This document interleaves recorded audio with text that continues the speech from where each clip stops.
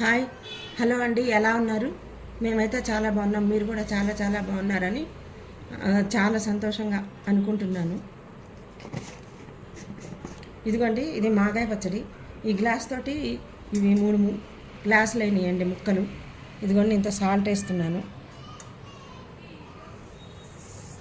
కొంచెం ముక్కల్లో పసుపు వేసుకున్నాను, తర్వాత సాల్ట్ వేసి కలుపుతున్నాను. చూడండి,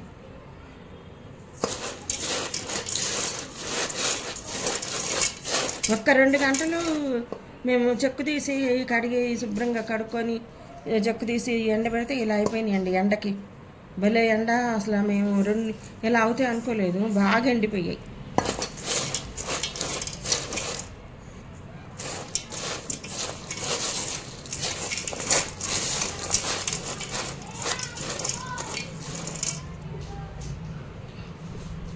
సాల్ట్ అంత కలిపాం కదండి. ఇదిగోండి కారం ఇలా 1 గ్లాసు.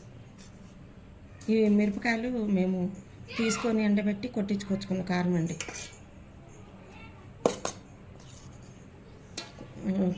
కొన్న కారం కాదు, కొన్న కారం కన్నా ఇట్లా మనం పట్టించుకొచ్చుకున్న కారం అయితేనే బాగుంటుంది.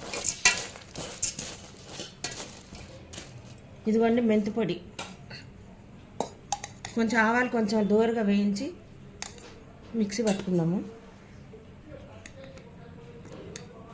ఇదిగోండి ఇంత పడుతుంది. తాలింపు వేసుకుందామండి. స్టవ్ వెలిగించుకొని బాండీ పెట్టుకొని ఆయిల్ వేసుకోండి. ఆయిల్ వేడెక్కిన తర్వాత ఒక 5-6 ఎండుమిరపకాయలు మధ్యలోకి విరగదీసి అందులో వేసేయండి ముక్కలు ఆయిల్లో. తర్వాత 2 స్పూన్లు 3 స్పూన్లు ఆవాలు, 2 స్పూన్లు జీలకర్ర వేసేయండి. బాగా చిట్టుపట్టలాడిన తర్వాత మెంతులు వేయించి పొడి చేసుకొని పెట్టుకుంటాం కదండి, ఆ పొడి 1 స్పూన్ వేయండి. అది కొంచెం అట్లా వేగంగానే 1 స్పూను ఇదేయండి. అది ఇంగువ వేసిన తర్వాత వెల్లుల్లిపాయలు బాగానే పెద్ద పెద్దవి 2 అండి, కచ్చాపచ్చగా దంచి పక్కన పెట్టుకోవాలి. పొట్టు తీయక్కర్లేదు. అవన్నీ అదేసి స్టవ్ ఆఫ్ చేసి ఆ వేడిగా ఉంటుంది కదా ఆయిల్, అందులో వేసేయండి.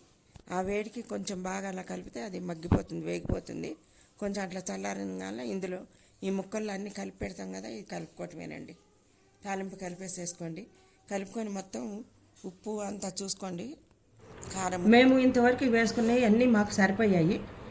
మీరు తినే కారాన్ని బట్టి మీ టేస్ట్ని బట్టి మీరు ఎక్కువైతే ఎక్కువ వేసుకోండి, తక్కువైతే తక్కువ వేసుకోండి. ఉంటానండి, బాయ్. లైక్ చేయండి, షేర్ చేయండి, సబ్స్క్రైబ్ చేయండి అండి.